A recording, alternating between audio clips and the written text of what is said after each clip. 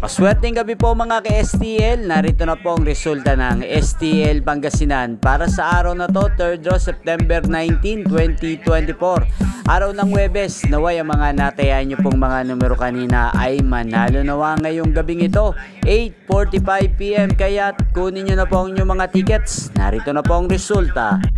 Para po sa STL Pangasinan, 3rd draw result, ang mga numerong nanalo, 19 at 19 in exact order sa lahat po ng tumaya kanina para sa 3rd draw ng 19 at 19. Panalo po kayo. Congrats po.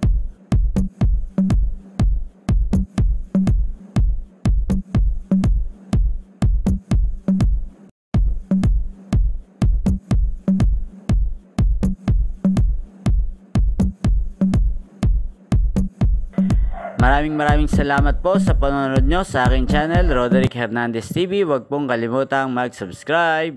Thank you for watching.